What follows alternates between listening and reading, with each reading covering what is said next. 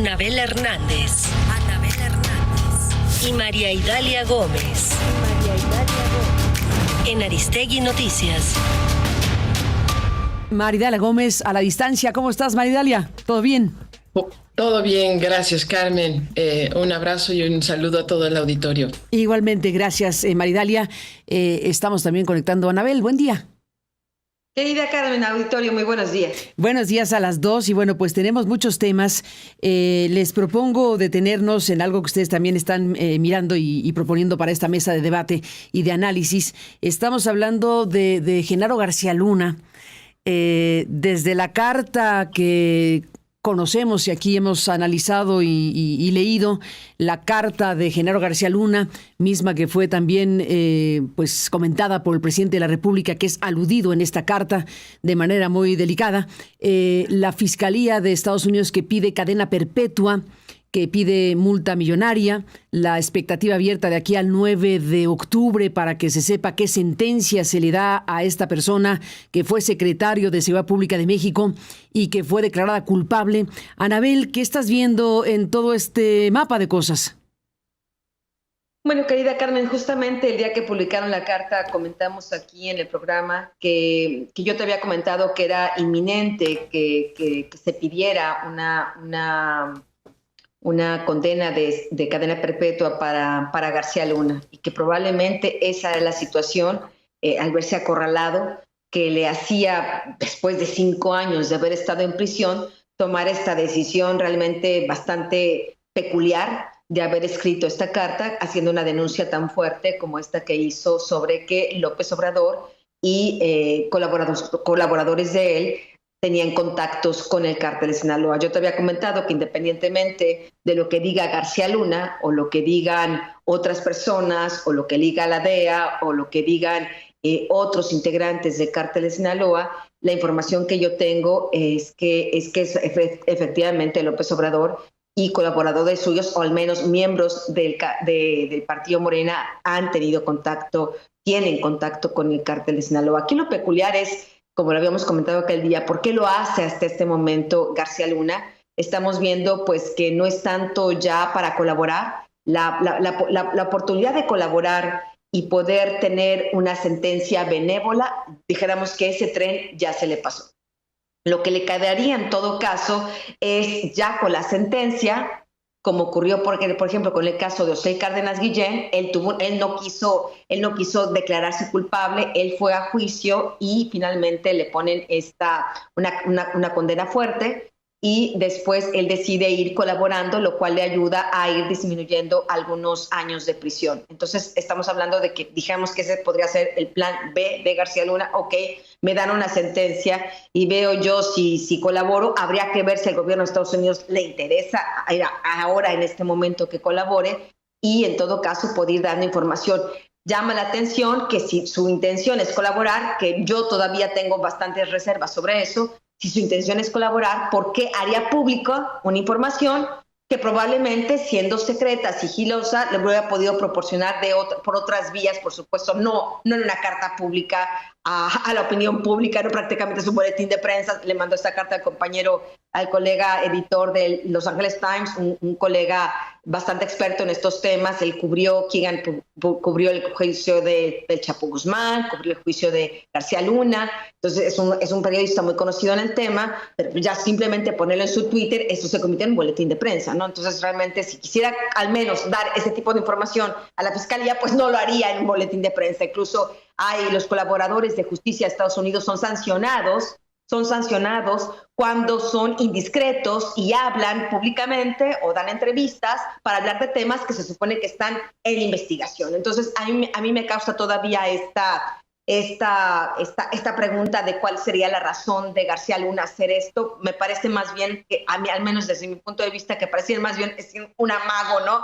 Un amago, un chantaje, una revancha de, bueno, pues yo ya me estoy hundiendo, ahora nos hundimos todos. ¿Cómo lo ves tú, Maridalia? Cuéntame. Buen día, Anabel. Bueno, pues estoy de acuerdo con ella, con Anabel, en cuanto a lo que dice a las patadas de ahogado de Genaro García Luna, Carmen. Yo sumaría algo. García Luna todavía tiene algo que negociar. Probablemente no como dice, el barco ya se le fue, probablemente no para él necesariamente, o en la magnitud que desearía, como Edgar Beita, por ejemplo, que va a salir libre en 2027, siendo considerado uno de los líderes más importantes en Nayarit, por ejemplo, pero ha sido tan buen testigo que va a salir pronto, por ejemplo. Ya no va a tener quizá esos beneficios tan grandes, pero puede tener una petición de reducción de sentencia, es decir, que a pesar de que se solicita esto, todavía se puede llegar ante el juez y, bueno, a avisar que están en negociaciones. Pero la negociación que le falta a García Luna es sobre su familia. Es sobre su familia y sobre sus bienes, porque lo que tendría que pagar y también la persecución hacia sus familiares continúa, y no solo en Estados Unidos, en México. Entonces, garantizar una estancia que pudiera ser segura, pues puede estar justificando, avisándoles en este boletín de prensa que emitió, avisándoles, oigan, yo podría colaborar con algo, comportándose como un testigo protegido realmente, con esa actitud con la que él despreció, acusó, señaló, bueno, comportándose en el mismo nivel, ¿no? Y yo diría algo más, Carmen, pues se tardó mucho, ¿no? García Luna, con su trayectoria en el CISEN, su trayectoria de traiciones, de mentiras, porque así lo hizo contra sus mentores, contra sus maestros, algunos colaboradores. Debió haber conocido las relaciones de Andrés Manuel. Él supone o sugiere que comenzaron después de que ya no era secretario de Seguridad Pública en México.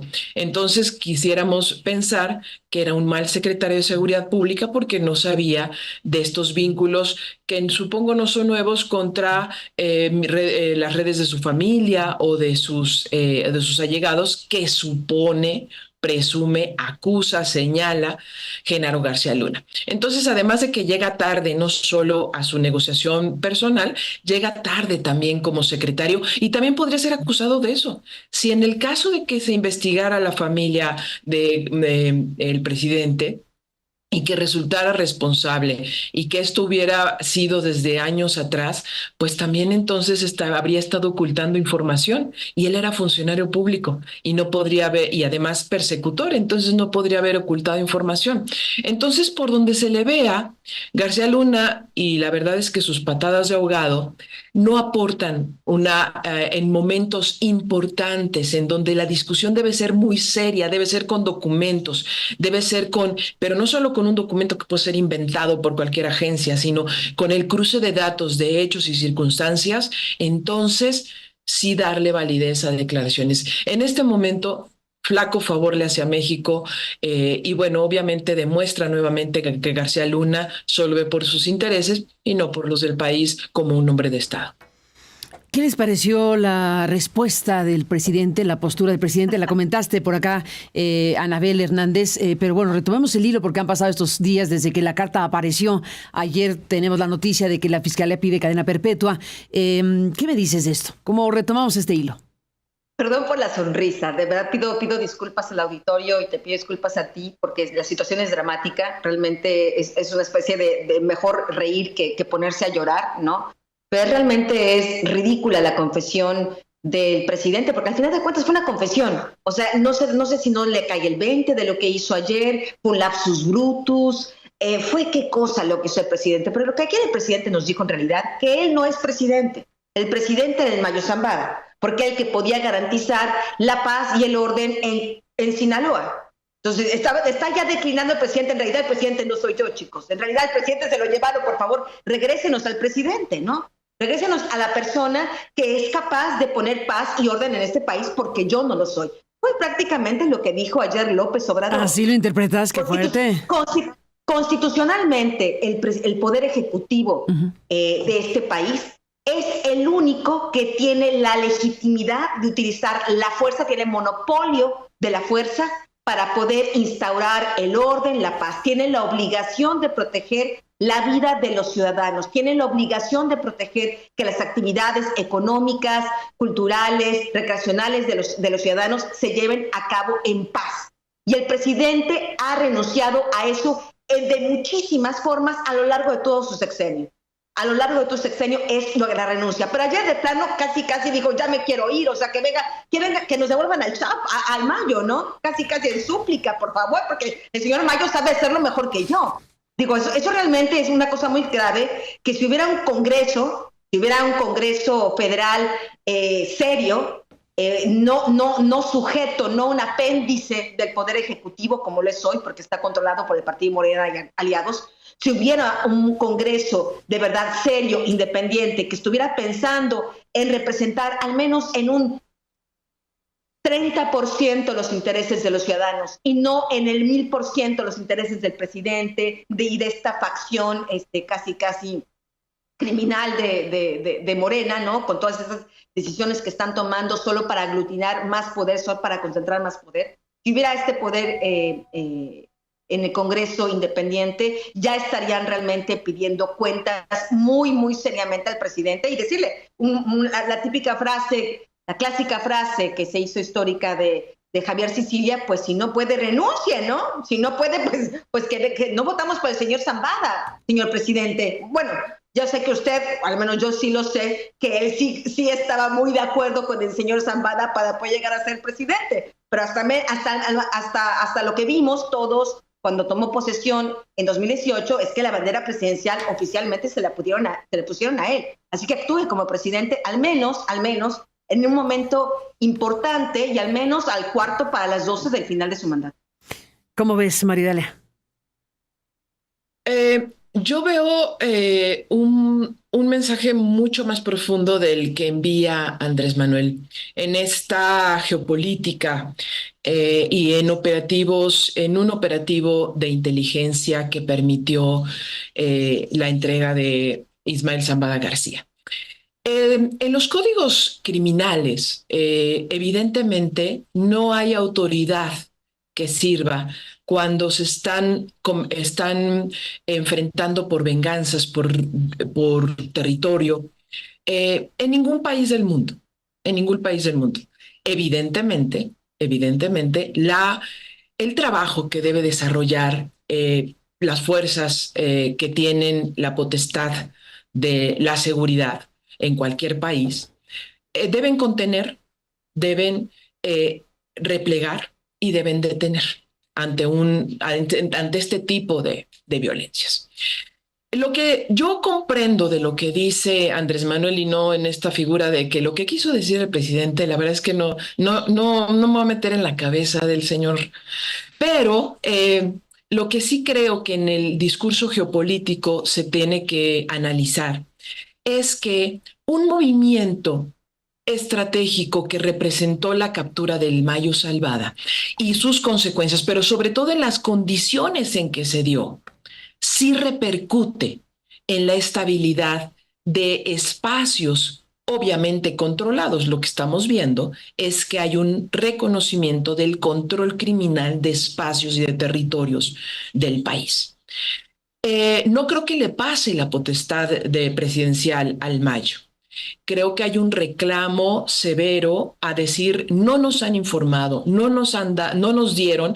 Lo normal, lo que ocurría, por ejemplo, cuando Salinas de Gortari, Zedillo, incluso Fox, creo que incluso llegó a ocurrir con Calderón, porque como los dejó pasar hasta la cocina a todos los agentes de Estados Unidos, es que no notificaban de la operación de captura, que hubo varias, sino posteriormente, incluso sin que todavía se diera a conocer, para que se tomaran las provisiones adecuadas de seguridad y control y retención de la violencia. En este caso, Estados Unidos, su estrategia ha sido no informar, ni siquiera inmediatamente después, ni siquiera ahora, cuáles fueron los pactos, las condiciones, las circunstancias. Y eso genera una incertidumbre en todos los aspectos sobre qué operación puedes llevar a cabo y qué se está presentando. ¿Cuál es exactamente la guerra que se libra en Sinaloa? Como se ha estado estableciendo, es una gran alianza de las familias, de las clicas familiares del Cártel del Pacífico contra los hijos de Guzmán Loera por sus traiciones acumuladas, por la falta de confianza, porque quiere aprovecharse para dominar territorios. ¿Es realmente eso? ¿O realmente hay un desequilibrio porque sí hubo una entrega pactada, una traición? La segunda yo no la creo, pero bueno, son los escenarios. Conocer los escenarios, tener la información te permite como Estado actuar. Sin información se convierte más difícil. Pero ¿qué nos está diciendo también en el fondo? Además de que hay territorios controlados, está reconociendo que la Fiscalía General de la República no hace su trabajo ni siquiera hoy día, porque ni siquiera tiene la capacidad de hacer y de encabezar operativos que permitan la detención y con ello la contención de la violencia de los sujetos o los personajes clave de esta violencia, ¿no? Entonces, y tampoco hay otro dato muy importante que sumo a la mesa para Anabel y para ti, Carmen.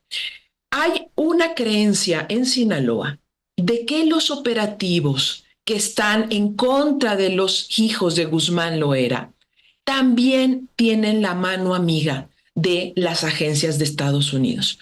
Porque, como lo dijo Kamala, uno de sus objetivos es el cártel de Sinaloa. Y los máximos representantes en este momento de tráfico de fentanilo son los hijos de Joaquín Guzmán Loera. La operación de Estados Unidos está en curso contra, eso no lo dijo Kamala, es lo que se cree en Sinaloa, contra los hijos de Guzmán Loera en apoyo a su captura o lo que pueda ocurrir con ellos. Es decir, esta falta de información no es una ausencia de una presidencia para mí, sino es un rompimiento de las relaciones, es un reconocimiento del control de territorios, no de todo el país, de territorios del crimen organizado, que es responsabilidad, sí, aquí las Fuerzas Armadas, la Guardia Nacional, las policías estatales, los gobiernos estatales, Rocha, son responsables, sin lugar a dudas, y también el hecho de que el Mayo Zambada, y hay que reconocerlo, representó los pactos y los equilibrios dentro del crimen organizado que se respetaron hasta hoy, hasta su captura o hasta su entrega. Y luego, estos, ¿cómo quedaron? ¿Cuál es la información real? Eso lo sabe Estados Unidos, porque ya platicó con el Mayo y no se lo quiere decir a México. Es ahí donde yo coloco el discurso de Andrés Manuel. Gracias a Maridalia, gracias a Anabel Hernández, a las dos. Y bueno, pues estamos con todo este panorama. ¿Cómo cerrarías tu presencia esta mañana? ¿Cómo destacarías pues lo que viene, Anabel? ¿Qué datos más subrayar en un contexto como el que estamos viviendo, cuando estamos con un personaje como García Luna, pues ya a punto de una sentencia? Estamos con estas declaraciones que se están también analizando del presidente de la República. Estamos hablando de una situación real ahí en Sinaloa, que ha sido por un lado desestimada y por otro lado ahora se corresponsabiliza a Estados Unidos. En fin, ¿cómo cierras esta mañana, Anabel? Bueno, Carmen, cierro comentando que hay algunos comentarios de mi colega Maridalia que yo, la verdad, me siento un poco perdida, dijéramos, ¿no? Ha cambiado de diferentes maneras sus exposiciones a lo largo de la evolución de los hechos, ¿no? Por ejemplo, ella manifiesta, y entiendo que por lo que entendí, pues sigue siendo su manifestación, de que no habría habido una traición, sino que el Mayo Zambada se hubiera entregado. Pero entonces, ¿cuál es la explicación de la guerra? Ha dicho que el Mayo Zambada estaba en un hospital en Nueva York. Yo había comentado que iba a ser internado, que estaba internado en la cárcel metropolitana de Brooklyn, como ha sucedido. O sea, no, yo creo que es importante ir puntualizando estas cosas para que el público no se vaya quedando con información de, bueno, ¿qué está? ¿En un hospital o en la cárcel? No, están en la cárcel metropolitana. Y en el caso de las familias que apoyan a Mayito Flaco es por las traiciones. Bueno, ¿de qué traiciones estamos hablando? Entonces, ¿traicionaron a Mayo Zambada o no lo traicionaron? Porque son por las traiciones que han hecho, ¿por qué no iniciaron estas batallas campales antes de la detención del Mayo? Yo pienso que es importante sí dejar muy claro que la responsabilidad del orden público es del Poder Ejecutivo y de las fuerzas del orden, Guardia Nacional, Sedena, Marina, policías estatales, policías municipales, sobre todo cuando se trata de actos en flagrancia, como es lo que estamos viendo en este momento. Ya cuando se trata de girar órdenes de aprehensión por actos que ocurrieron, eso ya es papel de la Fiscalía, pero lo que se trata de los actos en flagrancia, las autoridades, la como que ya mencioné, tienen totalmente la obligación de detener a todas estas personas que están cometiendo estos actos en flagrancia. Creo que no hay ninguna justificación realmente del presidente de la República, ni de ninguna manera, y creo que es importante señalarlo para que al menos es mi postura, y creo que ahí está en la Constitución claramente cuál es la responsabilidad del Poder Ejecutivo del presidente de la República. No se puede endosar a otro país lo que ocurre en territorio mexicano. En todo caso, quien en realidad tuvo que haber detenido al Mayo Zambada, no ahorita, sino desde el 2019, por ejemplo, o el 2020, o el 2021, o el 2022, o el 2023, es justamente el gobierno de la República. Debieron haberlo detenido y entonces sí poder contener perfectamente pues todas las daños colaterales que esto podría tener. No lo hicieron. Y en vez de tratar de colaborar con el gobierno de Estados Unidos o incluso aquí en México tratar de desmantelar, ahora que ya se lo llevaron, ¿qué hacemos? Nosotros cómo reaccionamos como gobierno para disminuir para terminar de disminuir a este cártel de Sinaloa. Me parece que el gobierno de López Obrador no está en esa dinámica, está en la dinámica de echarle la bolita a otros en vez de realmente rendir cuentas de lo que no hizo y por todas sus omisiones la situación que hoy se está viviendo en Sinaloa. Maridalia, ¿qué dices para cerrar? No he cambiado de posición, Anabel. Solo he dado explicaciones de escenarios como se hacen en inteligencia y en seguridad nacional. Y sí, el Mayo se entregó, sin duda. Para mí todavía esa hipótesis con los datos que en este momento tengo es la que sostengo. Las traiciones no solo es esto que podría ser, lo manejé como escenario para un gobierno, ¿no? Las traiciones son desde Beltrán Leiva, que fue una traición muy grande, al que no olvidan y que Iván la conoce bien, Iván Archibaldo Guzmán. También los golpes que le ha dado al ruso en Baja California, en Sonora, los golpes que a la familia Cabrera, por ejemplo, en Durango, ¿no? Y el Mayito Flaco no es el único líder más importante en este momento de lo que dejó Zambada García. También está Pancho Limón como uno de los líderes más importantes y que también es uno de los que, de acuerdo a los perfiles que todavía hay que seguir recabando información sobre ellos, también sería una persona equilibrada igual o del mismo perfil del Mayo que no va a la guerra. Entonces, lo que estamos viendo son las familias que se unen, como siempre lo he dicho, el Cártel del Pacífico, yo lo llamo así, no solo Sinaloa, porque no solo son sinaloenses los que se han hecho familia e integran toda la franja del Pacífico, en el corredor del Pacífico y más allá, por supuesto, de crimen organizado, porque ya no solo son drogas, sino son una serie de familias que tienen una serie de territorios que cuidan y que son responsables y que se unifican bajo un mando específico. Hasta ahora era el Mayo, ahora será Pancho Limón y el Mayito Flaco, por ahora, y que sería compartido con los hijos de Guzmán Loera.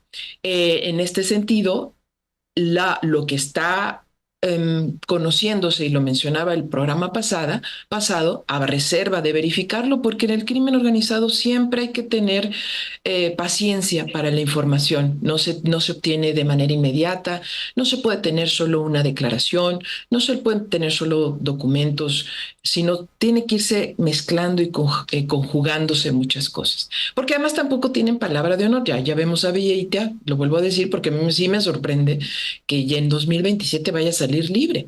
Un personaje que aquí no ha sido acusado y que y ha brindado información simplemente para Cienfuegos, por ejemplo, contra Cienfuegos, ¿no?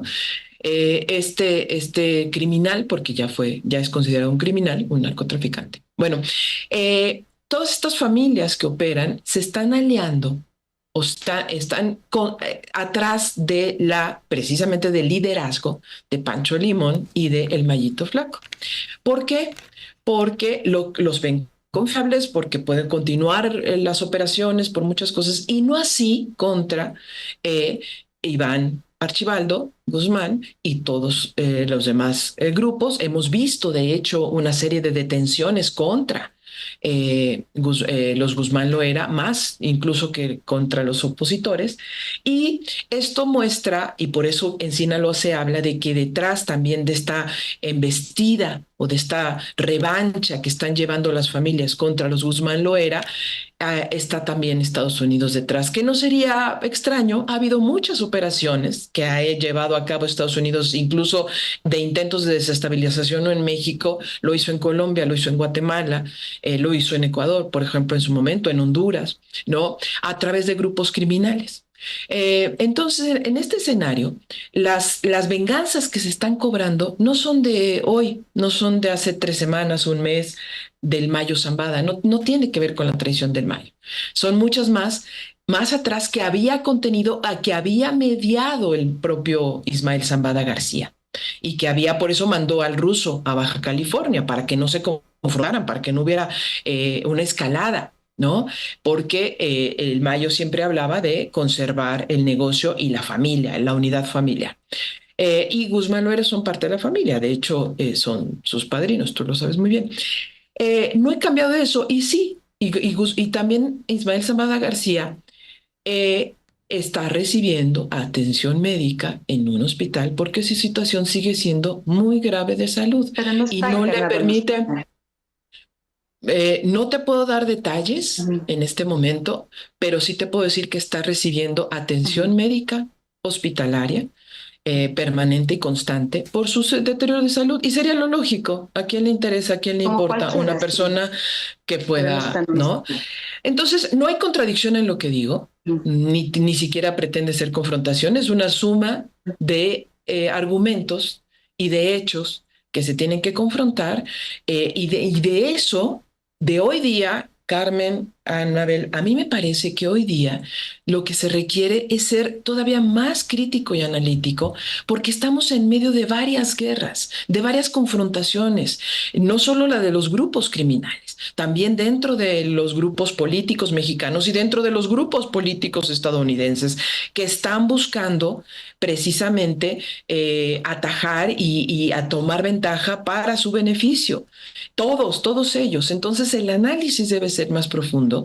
Y sí, el gobierno mexicano tiene la obligación de contener, de replegar y detener en este momento que hay una guerra en Sinaloa y que no es correcto y que no está bien y que debe asumirse, y que el gobernador también debería estar tomando cartas en el asunto por la seguridad de su población y está prácticamente desaparecido.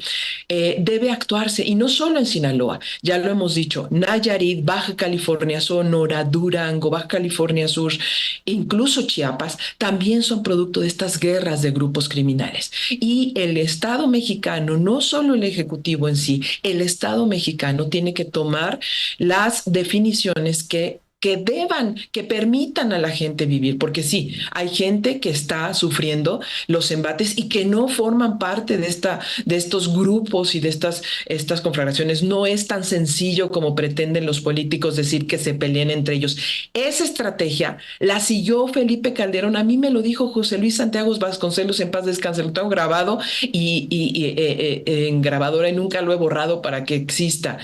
Ellos decidieron en ese momento que se pelearan entre grupos criminales a ver hasta cuándo se perdían fuerza, y ya cuando estuvieran desvalidos los atrapaban. Eso me dijo José Luis Santiago Vasconcelos, que era la estrategia del gobierno Felipe Calderón, y lo vimos, así fue tal cual. El problema es que con Enrique Peña Nieto no se hizo nada. Absolutamente nada, no hubo persecución, no hubo nada. Y entonces obviamente ni se detuvo, ni se contuvo, ni nada.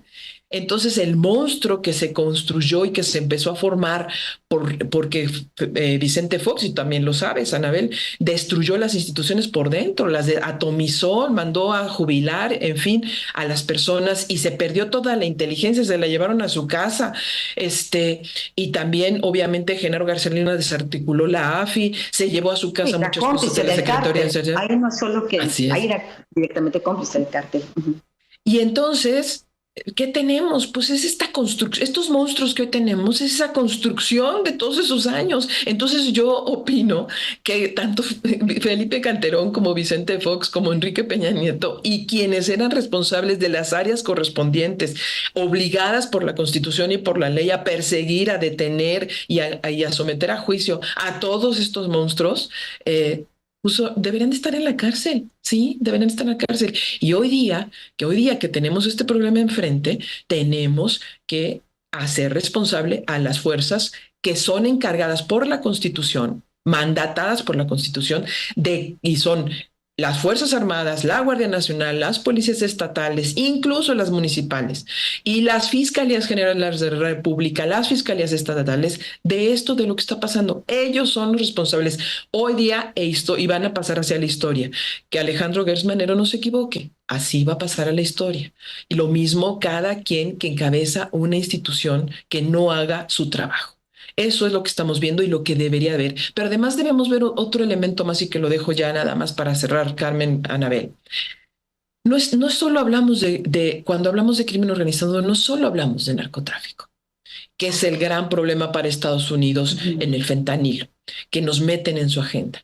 Hoy día, estos grupos, este cártel de Sinaloa, este cártel del Pacífico, incluso cártel Jalisco Nueva Generación y los pequeños o más pequeños que ellos, están migrando al huachicol del agua, al huachicol del petróleo, al huachicol del gas, están migrando a los migrantes como una gran operación criminal.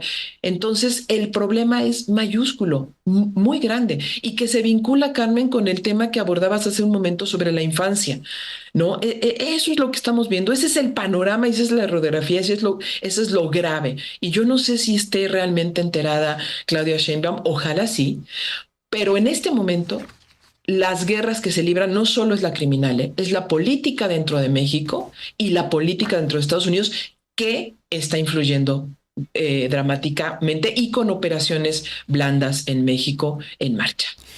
Bueno, desde luego seguiremos escuchándolas. Para cerrar, Anabel, aunque ya habíamos dado el turno a Maridalia, pero por razones del cruce de conversación entre las dos, ¿cómo cierras? ¿Tienes algo más que agregar?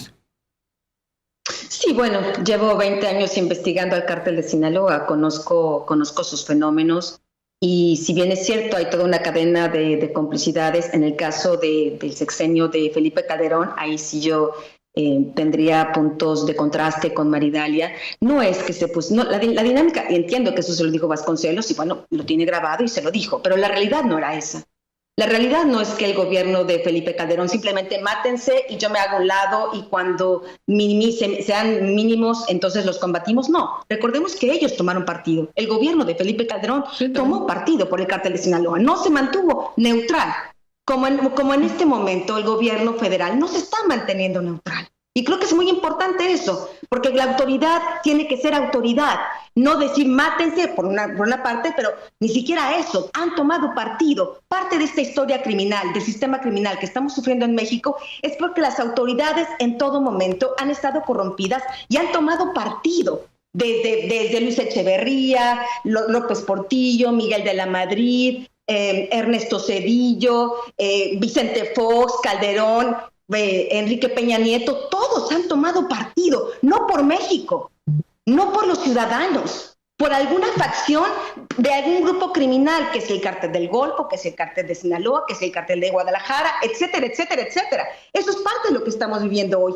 Y sí, es la consecuencia de lo que estamos viviendo hoy, de todo eso, pero hoy quien tiene la obligación, quien está ahí sentado en el Poder Ejecutivo, es Andrés Manuel López Obrador. Y creo que lo más grave, y con esto concluyo, lo más grave es que al menos lo que ha expresado Claudia Sheinbaum en estos episodios de crisis, dijéramos, es también echarle la culpa al gobierno de Estados Unidos. De verdad, la posición de Claudia Sheinbaum no es el gobierno de México debería ser gobierno y hacer algo al respecto, encargarnos de nuestra política pública, porque además es contradictorio. Por una parte dice México para los mexicanos, pero por otra parte les echa la culpa de lo que está pasando en México. Entonces, los mexicanos queremos soberanía y hacernos cargos de nuestros problemas y resolverlos, o le echamos la culpa siempre al vecino. Me parece que es una contradicción muy grave. Me parece que iniciar a pocos días de iniciar su mandato, que Claudia Sheinbaum mande este mensaje, me parece que es muy preocupante, en vez de estar pensando y cómo combatimos esto. Esto no puede estar pasando, tomar una postura totalmente distinta. Pues ahí está este programa, Maridalia. Muchísimas gracias por estar aquí, como siempre. Gracias. Buenos días. Muchas gracias. Muy buen día, Caro y Anabel. Muy buen día y al auditorio. Anabel Hernández, muchísimas gracias por estar aquí y seguimos en contacto. A las dos, gracias. Un abrazo. Buenos días. Y regresamos. Tenemos más. Anabel Hernández. Y María Idalia Gómez. En Aristegui Noticias.